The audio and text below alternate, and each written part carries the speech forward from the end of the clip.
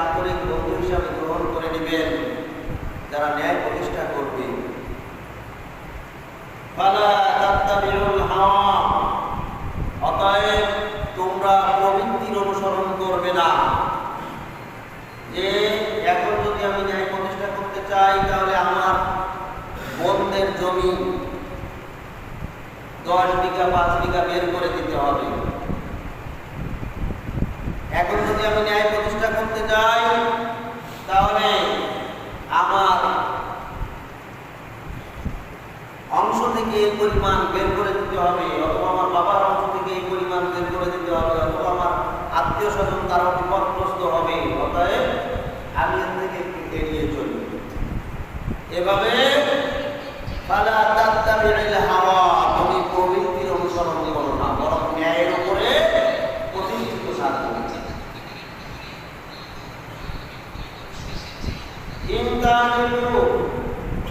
ন্যায় প্রতিষ্ঠার ব্যাপারে তুমি প্রবৃত্তির অনুসরণ করো না। যদি এই ন্যায় প্রতিষ্ঠা করার ব্যাপারে তোমার নিজের প্রতি, তোমার পিতামাতার প্রতি, তোমার আত্মীয় স্বজনের প্রতি, তোমার আপনজনের প্রতি থেকে বাঁচার জন্য একটু ঘুরিয়ে পেঁচিয়ে এড়িয়ে যাওয়ার চেষ্টা করো, ঘুরিয়ে পেঁচিয়ে কথা বলো, ঘুরিয়ে পেঁচিয়ে একটু এদিক সেদিক করার চেষ্টা করো, অথবা সেটাকে এড়িয়ে যাও। তবে নিশ্চয়ই আল্লাহ কানা বিমা তা'মালুনা খাবীরা, তোমরা যা কিছু করো না কেন আল্লাহ খুব ভালো করেই তোমাদের খবর রাখেন। আল্লাহু আলিমুন বিযাতিস সুদূর, আল্লাহ তাআলা তোমাদের অন্তরের খবর রাখেন, অন্তর জানি। অতএব ন্যায় প্রতিষ্ঠা করার ক্ষেত্রে কোন অবস্থাতেই তোমাদের যার যে অবস্থান, যার যে ক্ষমতা, যার যে দায়িত্ব, এই দায়িত্ব পালনের ক্ষেত্রে, এই ক্ষমতা প্রয়োগের ক্ষেত্রে, এই অবস্থানে থেকে তোমাদের যার যতটুকু সাধ্য, যার যতটুকু ক্যাপাসিটি, সেই অনুপাতে তোমরা ন্যায়কে প্রতিষ্ঠা করো, অন্যায়কে প্রশ্রয় দিও না। তাহলে অন্যায় এবং ন্যায়, সমাজে ন্যায় প্রতিষ্ঠিত না থাকলে অন্যায় চলতে থাকে। অন্যায়কে দূরীভূত করার জন্য ন্যায় প্রতিষ্ঠা করতে হয়, আর ন্যায় প্রতিষ্ঠিত করে অন্যায়কে প্রতিহত করার দায়িত্ব আল্লাহ সুবহানাহু ওয়া তাআলা এই জমিনে ইমানদারদের উপরে দান করেছেন। ইমানদারদেরকে আরেক নাম আল্লাহ সুবহানাহু ওয়া তাআলা নাম দিয়েছেন খলিফা। এই খলিফা হিসাবে তৈরি করার আগে ফেরেশতাদের সামনে যখন উপস্থাপন করে আল্লাহ সুবহানাহু ওয়া তাআলা বলেছিলেন, ইন্নী জাইলুন ফিল আরদি খলিফা, হে আমার ফেরেশতারা, নিশ্চয়ই আমি দুনিয়াতে খলিফা তৈরি করতে যাচ্ছি, খলিফা সৃষ্টি করতে চাই। তখন ফেরেশতারা বলেছিল, নাহনু নুসাব্বিহু বিহামদিকা ওয়া নুকদ্দিসু লাক, আমরাই তো আপনার পবিত্রতা ঘোষণা করি এবং আপনার প্রশংসা জ্ঞাপন করি, আপনার গুণগান করি, আপনার হুকুম মেনে চলি, আপনার দাসত্ব গোলামি করি। এই পৃথিবীতে আল্লাহ সুবহানাহু ওয়া তাআলা ফেরেশতাদেরকে তৈরি করে, আল্লাহ সুবহানাহু ওয়া তাআলার সৃষ্টির মধ্যে যে ফেরেশতাদেরকে তৈরি করেছেন, তাদেরকে এমন গুণ, এমন বৈশিষ্ট্য দিয়ে আল্লাহ সুবহানাহু ওয়া তাআলা তৈরি করেছেন, ওরা কখনো আল্লাহ তাআলার অবাধ্য হয় না। লা ইয়াসুনাল্লাহ মা আমারহুম ওয়া ইয়াফআলুনা মা ইউমারুন।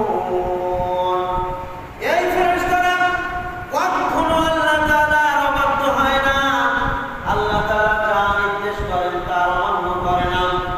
ওয়া ইয়াফআলুনা মা ইউমারুন, বরং আল্লাহ তাআলা যা কিছু তাদেরকে নির্দেশ দেন তারা কেবল তারই অনুসরণ করে, তাই মেনে চলে। সুবহান। এই পৃথিবীতে এমন ফেরেশতা রয়েছে যারা দাঁড়িয়ে সালাত আদায়রত রয়েছে, যতদিন তার হায়াত থাকবে, এমনকি কিয়ামত পর্যন্তই তারা অবস্থায় কাটিয়ে দেবে, ওভাবেই সালাত অবস্থায় কাটিয়ে দেবে। এমন ফেরেশতা রয়েছে যারা রুকু অবস্থায় রয়েছে, রুকু অবস্থায় সারা জীবন পার করে দেবে। এমন ফেরেশতা রয়েছে যারা সিজদায় রত রয়েছে, সিজদা অবস্থায় কাটিয়ে দেবে। এমন অনেক ফেরেশতা রয়েছে যারা বিভিন্ন ইবাদতে মশগুল রয়েছে। আল্লাহ তাআলা তাদেরকে যেভাবে ইবাদত করতে বলেছেন তারা এক চুল পরিমাণ এদিক সেদিক করে না, তারা সেভাবেই মেনে চলে। সুবহানাল্লাহ। এটা হচ্ছে ফেরেশতা। এজন্য মানুষের মধ্যে যারা সবচেয়ে ভালো তাদেরকে আমরা বলি, তুই তো মানুষ না রে, তুই তো ফেরেশতা। তুই তো ফেরেশতা। ফেরেশতা মানে কি? সবচেয়ে ভালো যারা তারা হচ্ছে ফেরেশতা। কিন্তু আল্লাহ তাআলা ফেরেশতাদেরকে যে সম্মান মর্যাদা দিয়েছেন, সত্যিকার মানুষ যারা হতে পেরেছেন, সত্যিকার আল্লাহর বান্দা যারা হতে পেরেছে, তাদের মর্যাদা ফেরেশতাদের চাইতেও বেশি দান করেছেন। সুবহানাল্লাহ। ওয়ালাকাদ কাররামনা বানি আদম। আল্লাহ তাআলা বলেন, আমি আদম সন্তানকে মর্যাদা দান করেছি, সম্মান দিয়েছি। সম্মান মর্যাদা, তার এই সম্মান এই মর্যাদা ফেরেশতাদের চাইতেও বেশি। সুবহানাল্লাহ। কেন? যারা সত্যিকার খলিফা হতে পেরেছে, খলিফা হিসাবে তাদেরকে দুনিয়াতে প্রেরণ করেছেন, এবং এই খলিফার দায়িত্ব কি যারা বুঝেছে এবং এই দায়িত্ব যারা পালন করেছে, এভাবেই যারা আল্লাহর বান্দা হতে পেরেছে, তারা আল্লাহর কাছে অনেক মর্যাদার অধিকারী। সুবহানাল্লাহ। আল্লাহ তাআলা এই বান্দাদেরকে আর আদম সন্তানকে, মানুষকে মর্যাদা দিয়েছেন যে সকল কারণে, তার একটি অন্যতম কারণ হচ্ছে মানুষ খেলাফতের দায়িত্ব পালন করবে। আর খেলাফতের মূল দায়িত্ব হচ্ছে সমাজে, দেশে, রাষ্ট্রে ন্যায়কে প্রতিষ্ঠা করা, অন্যায়কে প্রতিহত করা। এটা হচ্ছে খলিফার দায়িত্ব। ন্যায়কে প্রতিষ্ঠা করা, অন্যায়কে প্রতিহত করা। এই গুণটা আল্লাহ তাআলা ফেরেশতাদেরকে দেন নাই। যদিও ফেরেশতারা আল্লাহ তাআলার ইবাদত এমন ভাবে করে, মানুষ যে ইবাদতের কথা কল্পনাও করতে পারে না। মানুষের চাইতে ফেরেশতারা অনেক বেশি ইবাদতে মগ্ন। কারণ মানুষ যদি সারা জীবন ইবাদত করে, তারপরেও 60 বছর, 70 বছর, 80 বছর ইবাদত করে, তারপর ওই 80 বছর ইবাদত যদি একটা ফেরেশতা করে, ফেরেশতার সমতুল্য ইবাদত মানুষ করতে পারবে না। কারণ মানুষের প্রস্রাব পায়খানার প্রয়োজন আছে না নাই, খাওয়ার প্রয়োজন আছে না নাই, ঘুমানোর প্রয়োজন আছে না নাই, দুনিয়াতে বিভিন্ন প্রয়োজন মেটানোর জন্য মানুষের প্রয়োজন হয়। এত কিছু প্রয়োজন মেটানোর পরে ইবাদত আলাদাভাবে আল্লাহ তাআলার নির্দেশ, সালাত সিয়াম পালন করা, দুনিয়াবী প্রয়োজন, প্রাকৃতিক প্রয়োজন, তার নিজস্ব প্রয়োজন, এই প্রয়োজনগুলি মেটানোর পরে তারপরে অতিরিক্ত এই কাজ, এটা হচ্ছে মানুষের কাজ। আর ফেরেশতাদেরকে আল্লাহ তাআলা এমন বৈশিষ্ট্য দিয়েছেন, তাদের খাওয়ারও প্রয়োজন হয় না, তাদের ঘুমানোর প্রয়োজন হয় না, তাদের প্রস্রাব পায়খানার প্রয়োজন হয় না, তাদের জৈবিক কোনো চাহিদা নাই, তাদের মন কখনো পাপের প্রতি ধাবিত হয় না। এই জন্য ফেরেশতারা সারা জীবন শুধু ইবাদতের মধ্যে কাটিয়ে দিতে পারে। অতএব ফেরেশতারা যেই সময়ে যেই পরিমাণ ইবাদত করতে পারে, ওই সময়ে মানুষের পক্ষে ওর 4 ভাগের 5 ভাগের 1 ভাগ ইবাদত করাও সম্ভব না। তারপরেও আল্লাহ তাআলা মানুষের মর্যাদা ফেরেশতার চাইতে বেশি দিয়েছেন। সুবহানাল্লাহ। মানুষের সুযোগ কম, সময় কম, হায়াত কম, সবকিছু কম, তারপরেও মর্যাদা ফেরেশতাদের চাইতে বেশি। সুবহানাল্লাহ। ক্বালু আতাজালু ফিহা মান ইউফসিদু ফিহা ওয়া ইয়াসফিকু দিমা। ফেরেশতারা বলল, হে আল্লাহ, আপনি এমন মানুষদেরকে আবার কেন সৃষ্টি করবেন যারা দুনিয়াতে ফিতনা ফাসাদ করবে, অথবা রক্তপাত করবে, বিশৃঙ্খলা সৃষ্টি করবে, দুনিয়াতে আবার দাঙ্গা হাঙ্গামা বাঁধাবে?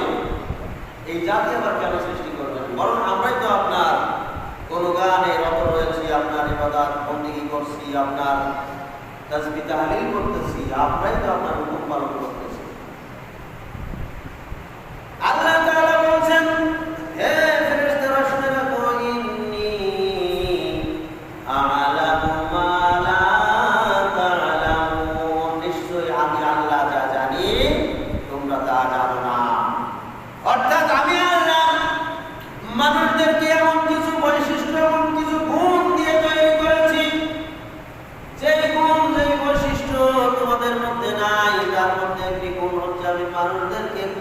করে প্রেরণ করতেছি। খলিফা, আর খলিফার দায়িত্ব হচ্ছে একটা অশান্তিপূর্ণ সমাজকে শান্তিপূর্ণ সমাজে রূপ দেওয়া, একটা অশান্তিপূর্ণ দেশকে শান্তিপূর্ণ দেশে পরিবর্তন করা। এটা হচ্ছে খলিফার কাজ, আল্লাহর প্রতিনিধির কাজ। এজন্যই আল্লাহ তাআলা বলছেন ওয়ালতাকুম মিনকুম উম্মাতুন ইয়াদউনা ইলাল খায়র, তোমাদের মধ্যে এমন একটা দল থাকা চাই, দল থাকা দরকার যারা মানুষদেরকে কল্যাণের দিকে আহ্বান করবে। ইয়ামুরুনা বিল মা'রুফি ওয়া ইয়ানহাউনা আনিল মুনকার, এই সকল লোকেরা মানুষদেরকে কল্যাণের পথে আহ্বান করবে, মানুষদেরকে সৎ কাজের নির্দেশ দেবে, মানুষদেরকে ভালো কাজের নির্দেশ দেবে। ওয়া ইয়ানহাউনা আনিল মুনকার, আবার মানুষদেরকে মন্দ কাজ থেকে বিরত রাখবে, বাধা প্রদান করবে, ন্যায় উপদেশ দেবে, ন্যায় প্রতিষ্ঠা করবে। আবার অন্যায় দেখলে অন্যায়কে প্রতিহত করবে, অন্যায়কে দূরীভূত করবে। উলাইকা হুমুল মুফলিহুন, এরাই হচ্ছে সফলকাম ব্যক্তি। এই সকল মুমিনেরাই সফলতা অর্জন করেছে। সুবহানাল্লাহ। সূরা আলে ইমরানের 104 নম্বর আয়াত। সম্মানিত উপস্থিতি, ন্যায় প্রতিষ্ঠা করা ইমানদারদের কাজ, আর অন্যায়কে প্রতিহত করা। ন্যায় প্রতিষ্ঠা করতে গেলে অন্যায়কে দূরীভূত করতে হয়, অন্যায়কে প্রতিহত করতে হয়। অন্যায় যেখানে সেখানে ন্যায় প্রতিষ্ঠা হয় না। যেখানে অন্যায় প্রতিষ্ঠিত রয়েছে, অন্যায়ভাবে বিচার করা হচ্ছে, অন্যায়ভাবে সবকিছু চলছে, সেখানে ন্যায় প্রতিষ্ঠা সম্ভব হয় না। এই জন্য অন্যায়কে আগে দূরীভূত করতে হয়। অন্যায়কে দূরীভূত করার জন্য কয়েকটি ধাপে তাকে কাজ করতে হয়। ইমাম, বিখ্যাত দার্শনিক ইমাম গাজ্জালি রাহমাতুল্লাহ আলাইহি এই অন্যায়কে প্রতিহত করার কয়েকটি স্তরের কথা বলেছেন। এই স্তরগুলো হচ্ছে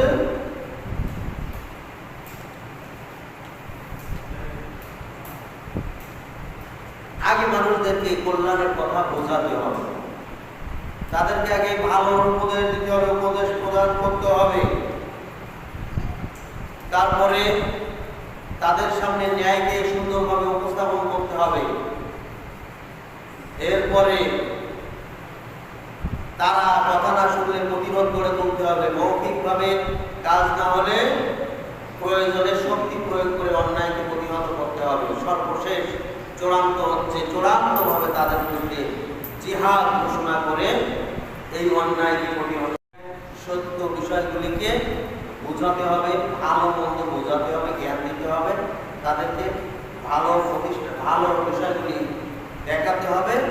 এরপরে তাদেরকে অন্যায় থেকে দূরীভূত করার জন্য শক্তি প্রয়োগ করতে হবে। এভাবে ধীরে ধীরে অন্যায়কে সমাজ থেকে প্রতিহত করে ন্যায় প্রতিষ্ঠা করতে হবে। এটা হচ্ছে ইমানদারদের দায়িত্ব।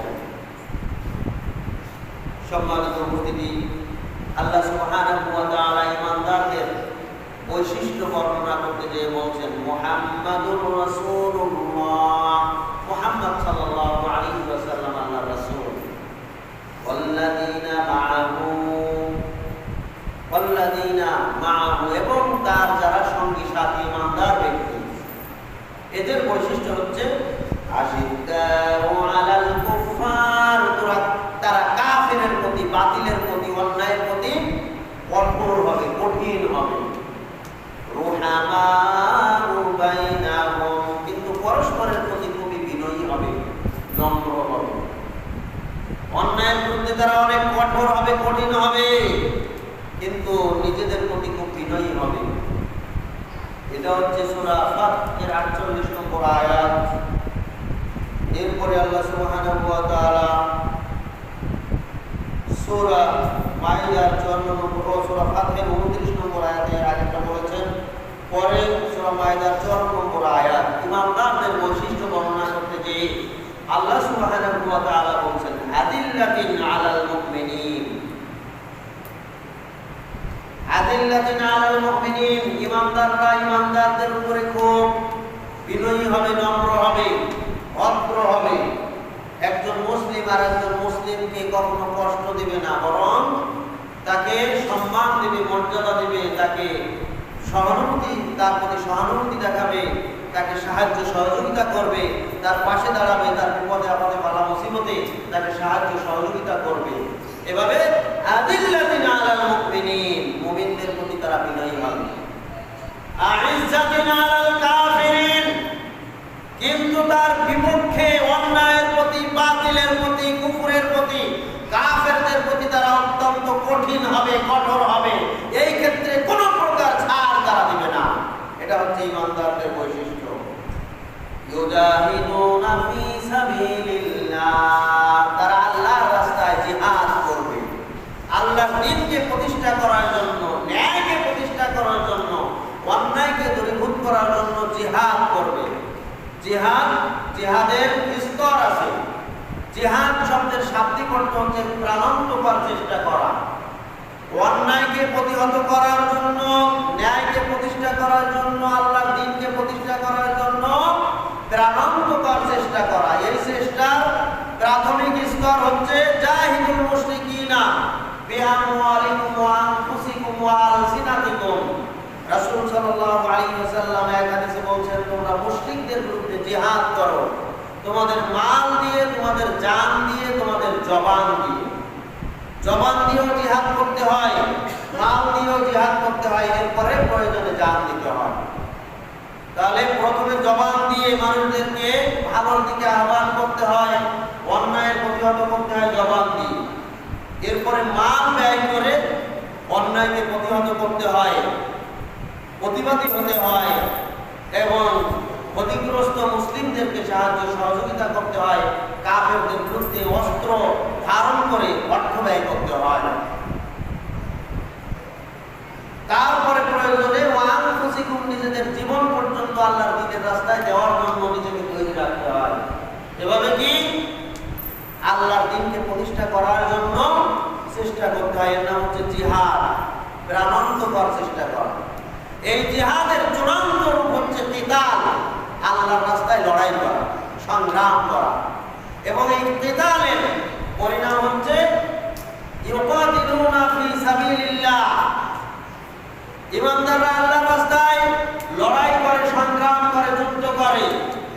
ফায়াকুলুনা ওয়া ইউক্তালুন, এই লড়াই করতে যে তারা কাফেরদেরকে মারে, মুশরিকদেরকে মারে, শত্রুদেরকে মারে, প্রয়োজনে নিজেরাও মরে। সূরা তাওবার 111 নম্বর আয়াত।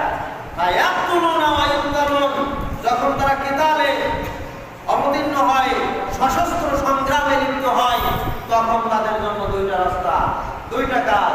একটা হচ্ছে তারা মারবে, তাদের লক্ষ্য হবে কাফেরদেরকে নিধন করা, কাফেরদের বিরুদ্ধে অস্ত্র ধারণ করে তাদেরকে শেষ করে দেওয়া। ফায়াকুলুনা ওয়া ইউক্তালুন, এরপরে প্রয়োজনে নিজের জীবনটা আল্লাহর রাস্তায় দিয়ে দেওয়া, নিজেও নিহত হওয়া এবং এই উদ্দেশ্যে কিতালে অংশগ্রহণ করা। এটা হচ্ছে দ্বীন প্রতিষ্ঠার, অন্যায়ের বিরুদ্ধে অবস্থানের, ন্যায় প্রতিষ্ঠা করার চূড়ান্ত ক্ষেত্র, চূড়ান্ত পর্যায়, শেষ পর্যায়ে। কিন্তু প্রাথমিক পর্যায় হচ্ছে চেষ্টা করা। এভাবেই আল্লাহ তাআলা বলছেন, ইউজাহিদুনা ফি সাবিলিল্লাহ। ঈমানদারদের বৈশিষ্ট্য হচ্ছে তারা নিজেদের প্রতি বিনয়ী, কুফরের প্রতি কঠোর। এরপরে আল্লাহর দ্বীনকে প্রতিষ্ঠা করার জন্য তারা জিহাদে অবতীর্ণ হয়, তারা চেষ্টা চালিয়ে যায়। যেভাবে নির্দেশনা এসেছে দ্বীন প্রতিষ্ঠা করার ব্যাপারে, যেভাবে আল্লাহর পক্ষ থেকে, আল্লাহ রাসূলের পক্ষ থেকে জিহাদের নির্দেশনা এসেছে, সেভাবেই তারা জিহাদ করেন। ওয়ালা ইয়াখাফুনা লাওমাতা লাইম, তাদের এই কাজ করতে যে সকল মানুষেরা তাদেরকে দেখে ভর্ৎসনা করে, তাদেরকে দেখে বিদ্রুপ করে, ঠাট্টা বিদ্রুপে লিপ্ত হয়, এদেরকে তারা কোনো পরোয়া করে না। ঈমানদাররা আল্লাহর দ্বীনকে পালন করতে যে, আল্লাহর দ্বীনকে প্রতিষ্ঠা করার জন্য যে হুকুম পালন করে, আল্লাহ তাআলার হুকুম, আল্লাহ রাসূলের হুকুম, এই হুকুম পালন করতে যে কিছু মানুষ আছে, তিরস্কারকারী ব্যক্তি আছে, বিশেষ করে মুসলমানদের মধ্যেও থাকবে, কাফেরদের মধ্যেও থাকবে। মুসলমানদের মধ্যে এরা তো মুসলিম না, এরা হচ্ছে মুনাফিক। মুনাফিকরা এই সমস্ত মুজাহিদ কাফেররাও সুযোগ পেলে তিরস্কার করে, তাদেরকে নিন্দা করে। কিন্তু যারা সত্যিকার আল্লাহর দ্বীনের মুজাহিদ, তারা কখনোই নিন্দুককে পরোয়া করে না, নিন্দুকের নিন্দাকে পরোয়া করে না, তারা তাদের কাজ চালিয়ে যায়। সুবহানাল্লাহ। আল্লাহ তাআলা বলেছেন, যালিকা ফাদলুল্লাহি ইউতিহি মান ইয়াশা। আল্লাহর দ্বীনকে প্রতিষ্ঠা করার জন্য যারা আল্লাহর এই ন্যায়সঙ্গত ন্যায়কে প্রতিষ্ঠা করার জন্য যারা কাজ করে যায়, আল্লাহর হুকুম পালন করেন, এদের প্রতি আল্লাহ তাআলা খাস রহমত নাযিল করেন। আল্লাহর পক্ষ থেকে এদের প্রতি বিশেষ রহমত রয়েছে, বিশেষ অনুগ্রহ রয়েছে, তাই তারা এই কাজগুলি আঞ্জাম দিয়ে যাচ্ছে, করে যাচ্ছে। সুবহানাল্লাহ। এটা সবাই করবে না, কেবলমাত্র তারাই এই কাজ করবে। অন্যায়কে প্রতিহত করে ন্যায় প্রতিষ্ঠা তারাই করবে যাদের উপরে আল্লাহ তাআলার খাস রহমত আছে, কারণ এরাই হচ্ছে আল্লাহর খাঁটি বান্দা। সুবহানাল্লাহ। এরাই হচ্ছে আল্লাহ তাআলার ইমানদার বান্দা, মুমিন বান্দা। এজন্য এদের উপরে আল্লাহর খাস রহমত আছে, তাই তারা এই কাজ করে। ইউতিহি মান ইয়াশা। আল্লাহ তাআলা এই রহমত, এই অনুগ্রহ আল্লাহ তাআলা সবাইকে করেন না, যাকে ইচ্ছা করেন তাকেই করেন। যে ব্যক্তি আল্লাহর পথে থাকতে চায়, সত্যিকার ইমানদার হতে চায়, আল্লাহ তাআলা তাদেরকে কেবল এই অনুগ্রহ করেন, এই তৌফিক দান করেন। সুবহানাল্লাহ। এজন্যই আল্লাহ তাআলা বলেন, হে ইমানদাররা, তোমরা যারা ইমানদার দাবি করো, নিজেরা মনে করো যে আমরা ইমানদার, তোমাদের নির্দেশনা হচ্ছে ওয়াতাসিমু বিহাবলিল্লাহি জামিআ। তোমরা সকলে একত্রিতভাবে মজবুতভাবে আল্লাহর দ্বীনকে, আল্লাহর রজ্জুকে আঁকড়িয়ে ধরো, ওয়ালা তাফাররাকু, এবং কখনো বিচ্ছিন্ন হয়ো না। আজকে এই বাংলাদেশের মুসলিম, ফিলিস্তিনের মুসলিম, ভারতের মুসলিম, পাকিস্তানের মুসলিম, সারা বিশ্বের মুসলিমেরা একই নীতিতে চলবে, একই আল্লাহর দ্বীন প্রতিষ্ঠা করার জন্য তারা কাজ করবে। তাহলে কি হবে? আল্লাহর দ্বীনকে, আল্লাহর রজ্জুকে তারা আঁকড়িয়ে ধরে আল্লাহর বিধান অনুপাতে যদি তারা একতাবদ্ধ হতে পারে, তাহলে বাতিলের কোনো ক্ষমতা নাই, সারা বিশ্বে বাতিলের কোনো শক্তি থাকবে না, ক্ষমতাই থাকবে না এই ইসলামের বিরুদ্ধে অবস্থান নিতে। কিন্তু তা হচ্ছে না। আজকে হচ্ছে না কেন? সারা বিশ্বের মুসলিমেরা আজকে মার খাচ্ছে। ফিলিস্তিনের মুসলিমেরা একবারে শেষ হয়ে যাচ্ছে। ভারতে মুসলমানদের উপরে নির্যাতন শুরু হয়েছে। ভারতে বিভিন্ন জায়গায় মসজিদের উপরে হামলা করে মসজিদ ভেঙে গুড়িয়ে দেওয়া হচ্ছে। আরাকানের মুসলমানদেরকে বহিষ্কার করা হয়েছে, তাদের উপরে কঠিন নির্যাতন করা হয়েছে। কাশ্মীরের মুসলমানদের উপরে নির্যাতন করা হয়েছে, হচ্ছে। এভাবেই বিশ্বের বিভিন্ন দেশের মুসলমানদের উপরে নির্যাতন। কেন নির্যাতন? মুসলমানেরা একতাবদ্ধ নয়, মুসলমানেরা বিচ্ছিন্ন। আজকে দেখেন বাংলাদেশে এই পরিস্থিতি, ভারতে ফিলিস্তিনের কঠিন পরিস্থিতির মধ্যেও এক শ্রেণীর কুচক্রী মহল রয়েছে। মাযহাবের দোহাই দিয়ে, নিজেদের তরিকার দোহাই দিয়ে, নিজেদের মাযহাবের দোহাই দিয়ে একটা আহলে হাদিস মসজিদকে ভেঙে একেবারে মাটির সাথে মিশিয়ে দিয়েছে। নাউযুবিল্লাহ। খবর পাননি আপনারা? কিশোরগঞ্জে ঘটেছে। কেন এই মুহূর্তে এই সমস্ত ব্যক্তিরা তারা একটা মসজিদ ভেঙে দেয়? কি জন্য ভেঙে দেয়? উদ্দেশ্য কি তাদের? তারা আহলে হাদিসদেরকে ফিতনাবাজ বলে, অথচ নিজেদের ইসলাম, নিজেদের দ্বীনের সাথে, ইসলামের সাথে কোনো সম্পর্কই নাই। তাদের কথাবার্তা শুনলেই বোঝা যায় এরা সব পথভ্রষ্ট। তাদের কথার কোনো ঠিক ঠিকানা নাই। নিজেদেরকে মুসলিম দাবি করে, আর সত্যিকার ইসলামের উপরে যারা প্রতিষ্ঠিত তাদেরকে গোমরাহ বলে, তাদের সুযোগ পেয়ে, দুর্বলতার সুযোগ পেয়ে মসজিদ ভেঙে দিচ্ছে। এর আগেও বহু মসজিদ, সিলেটের মসজিদ ভেঙে দেওয়া হয়েছে, এই নরসিংদীতেও মসজিদ ভেঙে দেওয়া হয়েছে, ঢাকায় মসজিদ ভেঙে দেওয়া হয়েছে, কিরানীগঞ্জে, ফরিদপুরে মসজিদ ভেঙে দেওয়া হয়েছে, সারা বাংলাদেশে বিভিন্ন মসজিদ ভেঙে দেওয়া হয়েছে। সব হচ্ছে আহলে হাদিস মসজিদ। এক শ্রেণীর লোকেরা মাযহাবের দোহাই দিয়ে মাযহাবকে প্রতিষ্ঠা করার নাম করে তারা আহলে হাদিস মসজিদ ভেঙে দিচ্ছে। কারণটা কি? এরাই হচ্ছে ইসলামের প্রকৃত দুশমন। সত্যিকার আল্লাহর বান্দা কখনো মসজিদ ভাঙবে না। যেই দেশে মসজিদ ভাঙে ওই দেশেই আবার মন্দির পাহারা দেয়। যারা মসজিদ ভাঙে এরাই আবার মন্দির পাহারা দেয়। কোন প্রকৃতির মানুষেরা? নাউযুবিল্লাহ। সম্মানিত উপস্থিতি, আমাদেরকে ন্যায়ের পক্ষে থাকতে হবে, সব সময় ন্যায়ের পক্ষে থাকতে হবে এবং শত্রুদেরকে, আল্লাহর শত্রু যারা, ইসলামের চূড়ান্ত দুশমন যারা, তাদেরকে চিনতে হবে তারা আমাদের মধ্যে অবস্থান করে এবং এরা চূড়ান্তভাবে ইসলামের ক্ষতি করে যাচ্ছে।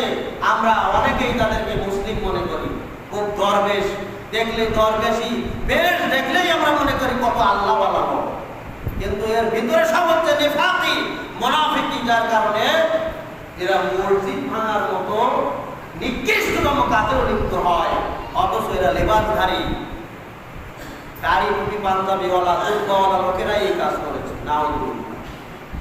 সম্মানিত উপস্থিতি, আল্লাহ তাআলা বলেন ওয়াতাসিমু বিহাবলিল্লাহি জামিআন ওয়া লা তাফাররাকু, তোমরা আল্লাহর রজ্জুকে মজবুতভাবে আঁকড়িয়ে ধরো এবং কখনো তোমরা পরস্পর বিচ্ছিন্ন হয় না।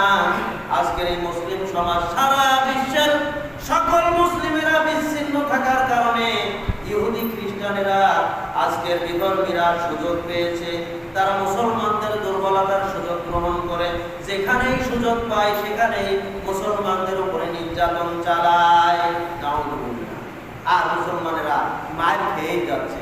আসলে আল্লাহ তাআলা যে নীতির কথা মুসলমানদের জন্য নির্দেশনা দিয়েছেন, যে নীতিবান হওয়ার জন্য বলেছেন, এই নীতির অর্ধেকও যদি মুসলিমেরা পালন করত, তাহলে কাফের মুশরিকদের কোনো শক্তি নাই মুসলমানদেরকে কোনো প্রকার ক্ষতি করা। কিন্তু তারা দিব্যি মুসলমানদেরকে ক্ষতি করে যাচ্ছে। ভারতের মসজিদগুলির উপরে হামলা চালাচ্ছে, একটা মসজিদে হামলা চালাতে আসলেই সাথে সাথে গোটা এলাকার, ওই এলাকার মুসলমানেরা তারা যদি প্রতিবাদী হতো, এটার প্রতিবাদ করতো, প্রয়োজনে প্রতিবাদ করতে যে তারা আল্লাহর রাস্তায় জীবন দিয়ে দিত, তাহলে তাদের কোনো ক্ষতি ছিল?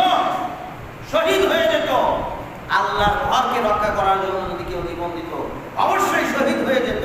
কিন্তু এই প্রতিবাদী মন মানসিকতা মুসলমানেরা হারিয়েছে। আমরা মনে করছি আমরা খুব প্রতিবাদী। প্রতিবাদী ততক্ষণ হবে না, কেউ প্রতিবাদী মন মানসিকতা আমাদের তৈরি হবে না যতক্ষণ পর্যন্ত আমাদের ঈমান তৈরি না হবে। কারণ প্রতিবাদী মন তৈরি হয় ঈমান থেকে। ঈমানি মন, ঈমান না থাকলে প্রতিবাদী মন তৈরি হয় না। এজন্য যার ঈমানের জোর যত বেশি, তার প্রতিবাদী মন তত কঠোর। আর যাদের ঈমান যত দুর্বলতা, তাদের এই বাতিলের মোকাবেলায় মন মানসিকতা মোটেও নাই, ঈমানের দুর্বলতার কারণে। অতএব আমরা মুখে মুখে যতই লাফালাফি করি, কিন্তু ঈমান কতটুকু, ঈমান অনুপাতেই আল্লাহ তাআলা আমাদের মন তৈরি করবেন। তো আল্লাহ তাআলা বলছেন মুসলমানদের বৈশিষ্ট্য হচ্ছে তারা বাতিলের প্রতি, অন্যায়ের প্রতি কঠোর হবে, কঠিন হবে, পরস্পরের প্রতি বিনয়ী হবে। আমরা পরস্পরের প্রতি কঠিন। আজকে এক ভাই আর এক ভাইয়ের সাথে সম্পর্ক ঠিক নাই, আমার আপন ভাইয়ের সাথে সম্পর্ক ঠিক নাই। বাংলাদেশে অহরহ ঘটতেছে। ঈদের ছুটিতে গেলাম, আমার পার্শ্ববর্তী আর এক গ্রামে ঘটেছে। সামান্য একটা বিষয় নিয়ে, মাছ ধরাকে কেন্দ্র করে 2-3 ভাই মারামারি শুরু করেছে, 3-4 ভাই মারামারি শুরু করেছে। আপন ভাইরা দুইজনকে, এক ভাই দুইজনকে ছুরি দিয়ে আঘাত করে জায়গায় একজন শেষ। 2 ভাই মারা গেছে ছুরির আঘাতে। উদ্দেশ্য হচ্ছে কি, কেন সে আমার পুকুরে মাছ ধরলো বা আমার জায়গায়, আমার দখলকৃত জায়গায় আমার ভাই মাছ ধরলো, ধরবে কেন? আজকের নিজের ভাইয়ের সাথে ভাইয়ের শত্রুতা তৈরি হয়েছে। এইগুলো আমাদের ঈমানের দুর্বলতার কারণে। আমরা আল্লাহর দ্বীনকে বুঝতে পারিনি। নিজেদের মধ্যে শত্রুতা, আর কাফেরদের সাথে বন্ধুত্ব, যারা বিভিন্ন ধরনের সুদের কারবার করে তাদের সাথে আমাদের বন্ধুত্ব, যারা অন্যায়ের সাথে অপরাধ কাজ করে যাচ্ছে, অন্যায়ভাবে বিচার ফয়সালা করছে, অন্যায়কে প্রশ্রয় দিচ্ছে, তাদের সাথে আমাদের বন্ধুত্বের কোনো শেষ নাই। কিন্তু নিজের ভাইয়ের সাথে বন্ধুত্ব শত্রুতার সম্পর্ক, নিজেদের মধ্যে শত্রুতার সম্পর্ক। অথচ আল্লাহ তাআলা বলছেন নিজেদের মধ্যে তারা পরস্পর সম্পর্ক থাকবে অটুট, কিন্তু বাতিলের প্রতি, অন্যায়ের প্রতি কঠোর হবে। আমরা হচ্ছে তার উল্টা। নাউযুবিল্লাহ। সম্মানিত উপস্থিতি, আল্লাহ সুবহানাহু ওয়া তাআলা আল্লাহর এই দ্বীনকে প্রতিষ্ঠা করার জন্য, এই কুফরকে মিটিয়ে দেওয়ার জন্য, কাফের শক্তিকে মিটিয়ে দেওয়ার জন্য এবং তাদের অন্তরে সবসময় ভীতি সঞ্চার করার জন্য আল্লাহ তাআলা বিভিন্ন নির্দেশনা দিয়েছেন। জিহাদের, কিতালের নির্দেশনাও দিয়েছেন। আল্লাহ তাআলা বলছেন ইয়া আইয়ুহাল্লাযীনা আমানু হে ইমানদারগণ, কাতিলুল লাযিনা ইয়ালুনাকুম মিনাল কুফফার, হে ইমানদারগণ, তোমরা ওই সমস্ত কাফেরদের বিরুদ্ধে কিতাল করো, সশস্ত্র যুদ্ধ করো প্রয়োজনে, যারা ইয়ালুনাকুম মিনাল কুফফার, যারা কুফরিকে প্রতিষ্ঠা করার জন্য চেষ্টা করে এবং আল্লাহর দ্বীনকে যারা মিটিয়ে দেয়, এই সমস্ত কাফেরদের বিরুদ্ধে তোমরা কিতালে লিপ্ত হও। যারা আল্লাহর দ্বীনকে মিটিয়ে দেওয়ার চেষ্টা করছে, কুফরকে প্রতিষ্ঠা করার জন্য চেষ্টা করছে, তাদের বিরুদ্ধে তোমরা কঠোর হও, তাদের বিরুদ্ধে তোমরা সশস্ত্র সংগ্রাম করো। ওয়ালিয়াজিদু ফীকুম গিলজা, এবং কাফেররা যেন সবসময় তোমাদেরকে পায় কঠিন, তারা যেন তোমাদেরকে নরম মনে না করে, তোমাদেরকে দুর্বল না ভাবে, বরং গিলজা, তারা যেন তোমাদেরকে খুব শক্ত মনে করে, মজবুত মনে করে, শক্তিশালী মনে করে। তোমরা এই শক্তি অর্জন করো। ওয়ালামু আন্নাল্লাহা মাআল মুত্তাকিন, জেনে রেখো যে আল্লাহ তাআলা মুত্তাকিদের সাথে রয়েছেন। কাফেরদেরকে তোমরা যতই দেখো তারা অনেক অস্ত্র শস্ত্রে সজ্জিত, কাফেরদেরকে তোমরা যতই দেখো যে তারা অনেক দলে অনেক ভারী, তারা অনেক শক্তিশালী, আমরা তাদের বিরুদ্ধে কিছুই নয়, এটা মনে করার কোনো কারণ নাই। তোমাদের সাধ্য অনুযায়ী তাদের বিরুদ্ধে প্রতিরোধ করে তোলো। আল্লাহ তাআলা বলছেন যে জেনে রেখো আল্লাহ তাআলা ঈমানদারদের মুত্তাকিদের সাথে রয়েছেন। আল্লাহর সাহায্য যদি তোমাদের সাথে থাকে তাহলে তোমাদের কোনো ভয় নাই। আল্লাহ তাআলা তাই তো বলছেন, ওয়া আ'ইদু লাহুম মাসতাতাতুম মিন কুওয়া, তোমরা তোমাদের সাধ্য অনুযায়ী শক্তি সঞ্চয় করো, শক্তি অর্জন করো, যেন ওয়া আ'ইদু লাহুম মাসতাতাতুম মিন কুওয়াতিন ওয়া মিন রিবাতিল খাইল, তোমাদের অশ্বারোহী বাহিনী প্রস্তুত করো। অর্থাৎ বাতিলের মোকাবেলা করার জন্য যখন যে যুগ আসবে সেই যুগে যা প্রয়োজন এই অস্ত্রগুলি প্রস্তুত করার জন্য তোমরা উদ্যোগ গ্রহণ করো। তোমাদের সাধ্য অনুযায়ী তাদের বিরুদ্ধে অবস্থান করার জন্য, প্রতিরোধ গড়ে তোলার জন্য শক্তি অর্জন করো। অমিন রিবাতিল খাইল তুরহিবুনা বিহি আদুওয়াল্লাহি ওয়া আদুওয়াকুম, আর এই শক্তি সঞ্চয়ের নির্দেশ আল্লাহ তাআলা এই জন্য দিয়েছেন যেন তুরহিবুনা বিহি আদুওয়াল্লাহ, তোমাদের এই শক্তি, এই সাহস, এই মনোবল, এই প্রতিরোধ ক্ষমতা দেখে তারা যেন সবসময় ভীত সন্ত্রস্ত থাকে। কারা? আদুওয়াল্লাহি ওয়া আদুওয়াকুম, যারা আল্লাহর শত্রু এবং তোমাদের শত্রু। এই আল্লাহর শত্রু এবং তোমাদের শত্রু সূরা আনফালের 60 নম্বর আয়াত। সম্মানিত উপস্থিতি, এভাবেই আল্লাহ তাআলা বিভিন্ন আয়াতে আমাদেরকে বাতিলের প্রতি, অন্যায়ের প্রতি কঠোর হওয়ার জন্য, প্রয়োজনে সশস্ত্র যুদ্ধে লিপ্ত হওয়ার প্রয়োজন হলেও যেন আমরা যুদ্ধে লিপ্ত হই এই ব্যাপারে নির্দেশ দিয়েছেন। অতএব আমাদেরকে সত্যিকার ঈমানদার হওয়ার জন্য বাতিলের বিরুদ্ধে রুখে দাঁড়াতে হবে, অন্যায়ের বিরুদ্ধে রুখে দাঁড়াতে হবে, এবং মুসলিমদেরকে একই মন মানসিকতা সম্পন্ন হতে হবে। আল্লাহর দ্বীন এক, আল্লাহর কোরআন এক, রাসূলের হাদিস এক, রাসূল সাল্লাল্লাহু আলাইহি ওয়াসাল্লাম একজন মাত্র নবী, আমাদের সকলের নবী। আল্লাহকে রব হিসাবে মেনে নিয়ে, আল্লাহ রাসূলকে রাসূল হিসাবে মেনে নিয়ে, কিবলাকে কাবা মেনে নিয়ে, আল কোরআনকে কিতাব মেনে নিয়ে, আল্লাহর রজ্জুকে আঁকড়িয়ে ধরে আমাদেরকে আল্লাহর দ্বীন প্রতিষ্ঠা করার জন্য আর বাতিলের মোকাবেলা করার জন্য প্রস্তুত থাকতে হবে। এটা হচ্ছে ঈমানদারদের বৈশিষ্ট্য। সম্মানিত উপস্থিতি, মুসলমানদের প্রত্যেক স্থানে তাদের সাধ্য অনুযায়ী অন্যায়ের বিরুদ্ধে, বাতিলের বিরুদ্ধে প্রত্যেকটা প্রতিবাদ হচ্ছে এক একটা ইবাদত। অন্যায়ের বিরুদ্ধে প্রতিবাদ করতেই হবে, প্রতিবাদী হতে হবে। মুসলমানদের প্রত্যেক স্তরের, ছোট হোক বড় হোক, তার সাধ্য অনুযায়ী যতটুকু প্রতিবাদ হবে, প্রত্যেকটা প্রতিবাদ হচ্ছে এক একটা ইবাদত। এটা আল্লাহ তাআলার নির্দেশ। প্রতিবাদী হতেই হবে, সাধ্য অনুযায়ী প্রতিবাদ করতে হবে। যারা প্রতিবাদী হবে আল্লাহ তাআলা তাদেরকে দুনিয়াতে সম্মানিত করবেন, আখিরাতে সম্মানিত করবেন। দেখুন, ইব্রাহিম আলাইহিস সালামকে যখন আগুনে নিক্ষেপ করা হচ্ছিল, আগুনে নিক্ষেপের সময় বিরাট আগুনের কুণ্ডলী যখন প্রজ্বলিত হচ্ছিল, আগুন যখন বিরাট আকার ধারণ করলো, যার কাছেও যাওয়া যাচ্ছিল না, সেই সময় আল্লাহর সৃষ্টিকুলের দুইটি ছোট্ট প্রাণী, একটা হচ্ছে ব্যাঙ আর একটা হচ্ছে টিকটিকি। ব্যাঙ সে চেয়েছিল আল্লাহর এই ইব্রাহিমকে জ্বালানোর জন্য যে আগুন জ্বালানো হয়েছে, এই আগুন নিবানো হোক, নিভিয়ে যাক। তো ব্যাঙ একটু প্রস্রাব করে দিয়েছিল, পেশাব করে দিয়েছিল। এটা দূরের থেকে, ওর কাছে যাওয়ার তো ক্ষমতা নাই, দূরের থেকে পেশাব করে সে আল্লাহর কাছে বলেছিল, আল্লাহ তুমি আগুনকে নিভাই দাও, তার চেষ্টা অনুযায়ী।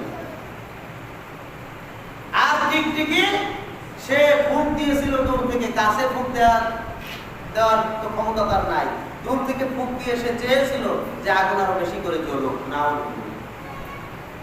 ছোট্ট দুইটি প্রাণী, কিন্তু তাদের নিয়াত, তাদের মন, তাদের মানসিকতা, তাদের অন্তরের চাওয়া, সেই চাওয়া অনুযায়ী কিয়ামত পর্যন্ত আল্লাহ সুবহানাহু ওয়া তাআলা তাদের প্রতিফলের ব্যবস্থা করে দিলেন। বিশ্বনবী মুহাম্মদুর রাসূলুল্লাহ সাল্লাল্লাহু আলাইহি ওয়াসাল্লাম এই ব্যাঙকে মারতে আমাদের জন্য নিষেধ করেছেন। ব্যাঙ মারা আমাদের জন্য নিষেধ করেছেন। এ সম্পর্কে অনেকগুলি হাদিস আছে। এমনকি কেউ যদি ব্যাঙের গোশতকে উপকৃত হয়, কোনো কবিরাজে, কোনো ডাক্তারে, কোনো চিকিৎসক যদি তাকে পরামর্শ দেয় ব্যাঙের গোশত খাওয়ার জন্য, আল্লাহ রাসূল তারপরেও তাকে ব্যাঙের গোশত খেতে মারতে নিষেধ করেছেন, ব্যাঙ মারতেই নিষেধ করেছেন। এবং এই সম্পর্কে মুহাদ্দিসিনে কেরাম ব্যাখ্যা করেছেন যে এটা হচ্ছে ইব্রাহিম আলাইহিস সালামকে ওই যে আগুনে ফেলা হচ্ছিল, ব্যাঙ চেয়েছিল, পেশাব করে দিয়ে চেয়েছিল যে আগুন নেভে যাক, এই সামান্য প্রচেষ্টাটাও আল্লাহ তাআলা কবুল করেছেন। সুবহানাল্লাহ। আবার টিকটিকি সে ছোট্ট প্রাণী, সে ফু দিয়েছিল, তার ফুতে কোনো যায় আসে না, তার ফুতে কিছুই হবে না, তারপরেও তার মন চেয়েছিল এই আগুন আরো বেশি করে জ্বলুক। এই জন্য কিয়ামত পর্যন্ত আল্লাহ তাআলা এই টিকটিকির উপরে গজবের ব্যবস্থা করেছেন। বিশ্বনবী মুহাম্মদুর রাসূলুল্লাহ সাল্লাল্লাহু আলাইহি ওয়াসাল্লাম বলেছেন, তোমরা যেখানেই টিকটিকি দেখো সেখানেই টিকটিকিকে মেরে ফেলো। কেউ যদি এক আঘাতে টিকটিকি মেরে ফেলে তাহলে তার জন্য 100 নেকি আছে। সুবহানাল্লাহ। কেউ যদি তার চেয়ে একটু কম আঘাতে মেরে ফেলে তাহলে তার চেয়ে নেকি একটু কম আছে, কিন্তু টিকটিকি মারাতে নেকি আছে, কারণ টিকটিকি একটা ক্ষতিকর প্রাণী। এবং এর প্রথম ক্ষতি ছিল সে ইব্রাহিমের আগুনকে জ্বালাতে চেয়েছিল। এর থেকে আমাদের জন্য শিক্ষা হচ্ছে আমরা প্রতিবাদী মুসলিম হব এবং আমাদের সাধ্য অনুযায়ী প্রতিবাদ করব। অন্যায়ের প্রতিবাদ, বাতিলের প্রতিবাদ, বাতিলের বিরুদ্ধে রুখে দাঁড়াতে হবে। এজন্য প্রতিবাদী মুসলিম যারা আজকের সারা বিশ্বের মুসলিমদের সাথে একাত্মতা ঘোষণা করে এই আমেরিকার বিরুদ্ধে, ইসরায়েলের বিরুদ্ধে, ভারতের বিরুদ্ধে তারা প্রতিবাদী হবে, এই প্রতিবাদ অবশ্যই তার কাজে লাগবে। যত ছোট ক্ষুদ্র প্রতিবাদ হোক না কেন কাজে লাগবে। তবে হ্যাঁ, সত্যিকার প্রতিবাদী হওয়ার জন্য আপনাকে ঈমানের বলে বলিয়ান হতে হবে, তাহলে আপনার এই প্রতিবাদ আল্লাহ সুবহানাহু ওয়া তাআলা গ্রহণ করবেন। শুধু তাই নয়, এই প্রতিবাদী হওয়ার জন্য প্রথম ধাপ হবে আপনার এই সমাজ থেকে অন্যায়কে প্রতিহত করা। আপনার সমাজ থেকে অন্যায়কে প্রতিহত করা, আপনার আশেপাশ থেকে এই ন্যায়কে প্রতিষ্ঠা করার জন্য প্রথম কাজ হবে আপনার পরিবারে ন্যায় প্রতিষ্ঠা করা, আপনার ঘরের ভিতরে ন্যায় প্রতিষ্ঠা করা, তারপরে আপনার সমাজে ন্যায় প্রতিষ্ঠা করা, তারপরে আপনার দেশে আর গোটা বিশ্বে ন্যায় প্রতিষ্ঠা করার জন্য চেষ্টা করা। আপনার ঘরেই অন্যায় চলে, অপকর্ম চলে, আপনি সেখানে কিছুই বলেন না, এর নাম প্রতিবাদী নয়। সম্মানিত উপস্থিতি, সমাজে অন্যায় চলে অথচ এক শ্রেণীর মানুষ রয়েছে যারা কিছুই বলে না, অথচ তারা সালাত আদায় করে, তারা সিয়াম পালন করে, তারা আল্লাহ তাআলার অন্যান্য হুকুমগুলি পালন করে, কিন্তু অন্যায়ের বিরুদ্ধে কিছু বলে না। এই সমস্ত মানুষ ওই শ্রেণীর মানুষের মতো যারা অন্যায় করে যেমন পাপী হয়, যারা অন্যায়ের প্রতিহত করে না অথচ তারা ভালো মানুষ, সমাজের মানুষ তাদেরকে ভালো বলে, তারা ভালো হিসাবেই সব কিছু করে, এরাও ওদের মতো অপরাধী যারা অপরাধ করে অথচ ওদের কিছু বলে না। এদের দৃষ্টান্ত দিয়েছেন আল্লাহ বিশ্বনবী মুহাম্মদুর রাসূলুল্লাহ সাল্লাল্লাহু আলাইহি ওয়াসাল্লাম। সহিহ বুখারীর 2493 নম্বর হাদিস, নুমান ইবনে বশীর রাদিয়াল্লাহু তাআলা আনহু বলেন, রাসূল সাল্লাল্লাহু আলাইহি ওয়াসাল্লাম ওই সমস্ত ব্যক্তিদের সম্পর্কে বলেছেন যারা আল্লাহর নির্ধারিত সীমার মধ্যে প্রতিষ্ঠিত থাকে, ন্যায়কে প্রতিষ্ঠিত রাখার জন্য কাজ করে এবং ন্যায়কে প্রতিষ্ঠিত রাখে, আর যারা অন্যায়কে প্রশ্রয় দেয়, সীমালঙ্ঘন করে, এই দুই শ্রেণীর মানুষের দৃষ্টান্ত উদাহরণ দিয়েছেন এভাবে যে এরা হচ্ছে ওই সকল লোকের মতো যারা একটা 2 তলা বিশিষ্ট জাহাজে আরোহণ করলো, একটা নৌযানে আরোহণ করলো এবং সেখানে লটারির মাধ্যমে আরোহণ করলো, কারা নিচ তলায় থাকবে কারা উপরের তলায় থাকবে। লটারির ব্যবস্থা করে কিছু লোক নিচে অবস্থান করলো, কিছু লোক উপরে অবস্থান করলো। এবার জাহাজ চলতে শুরু করলো, জাহাজ দীর্ঘ পথ পাড়ি দিল সমুদ্রের পক্ষে। এরপরে পানির ব্যবস্থা রয়েছে উপরের তলায়, দোতলায় পানির ব্যবস্থা, দোতলায় নিচের লোক পিপাসার্থ হলো, তারা উপরে পানি আনতে যাবে, কিন্তু তারা আবার চিন্তা করলো যে উপরে পানি আনতে গেলে উপরের লোক নিচের লোক বারবার উপরে যদি যায় তাহলে তারা বিরক্ত হবে, তারা বিরক্ত ভাব প্রকাশ করবে। তার চাইতে আমরা এক কাজ করি, নিচে থেকেই জাহাজের নিচ থেকে ছিদ্র করে পানি, তো সমুদ্রের পানি আমরা ওঠানোর ব্যবস্থা করি, তাহলে পানির অভাব হবে না। এজন্য তারা নিচে ছিদ্র করা শুরু করে দিল। উপরের লোক ইতিমধ্যে খবর পেয়ে গেছে, নিচের লোকেরা উপরে আসে না, এই জন্য যাতে করে আমরা বিরক্ত ভাব না প্রকাশ না করে, এই জন্য তারা কি করছে, তারা পানির অভাব মেটানোর জন্য নিচে থেকেই ছিদ্র করা শুরু করে দিয়েছে। এমন অবস্থায় উপরের লোক আর নিচের জ্ঞানীগুলি লোক তারা সকলে মিলে যে ছিদ্র করছে তাকে যদি প্রতিহত না করে, তারা চিন্তা যদি করে ঠিক আছে ওরা পানি গ্রহণ করুক, নিচে থেকে ছিদ্র করে পানি গ্রহণ করুক, আমরা তো উপরে আছি, আমাদের আর কি হবে, আমরা আমাদের মতো থাকি, তারা তাদের মতো থাক। তাহলে কি হবে, এই ছিদ্র করার কারণে এক সময় পুরো জাহাজটাই ক্ষতিগ্রস্ত হবে। উপরের লোক কি বাঁচতে পারবে? জাহাজ যদি ছিদ্র করা হয় তাহলে নিচে থেকে পানি যখন জাহাজের ভিতরে ঢুকবে, জাহাজ আস্তে আস্তে পানিতে তলিয়ে যাবে, উপরের লোক কি বাঁচবে? বিশ্বনবী মুহাম্মদুর রাসূলুল্লাহ সাল্লাল্লাহু আলাইহি ওয়াসাল্লাম বলেন, যারা জাহাজের নিচে ছিদ্র করা শুরু করে দিবে, ওদেরকে যদি সবাই মিলে প্রতিহত না করে, উপরের লোক যদি তারা নিচে নেমে এদেরকে প্রতিহত না করে, ছিদ্র করার সুযোগ দেয়, তাহলে সবাই যেমন সাগরে ডুবে যাবে, সবাই যেমন ক্ষতিগ্রস্ত হবে, ঠিক তেমনি ভাবে সমাজে যদি অন্যায় চলতে থাকে, সমাজে যদি পাপের কাজ চলতে থাকে, অন্যায় জুলুম চলতে থাকে এবং এর প্রতিহত যদি সবাই মিলে না করে, এর প্রতিহত করার জন্য এক শ্রেণীর মানুষ যারা চিন্তা করছে আমি খামাখা এটা প্রতিবাদ করে মানুষের কাছে কেন খারাপ হবো, আমি ভালো আছি, ভালোই থাকি, এরকম যদি চিন্তা করে তাহলে গোটা সমাজ, গোটা দেশের মানুষ তারা ক্ষতিগ্রস্ত হবে, আল্লাহর গজবে তারা পতিত হবে না। এটা হচ্ছে এরকম ব্যবস্থা। অতএব অন্যায়কে, ন্যায়ের পক্ষে যারা আছে তারা কোনো অবস্থাতেই প্রশ্রয় দিবে না, সবাই মিলে প্রতিহত করতে হবে, যেভাবেই হোক প্রতিহত করতে হবে, নাহলে আল্লাহর গজব সেখানে অবতীর্ণ হবে।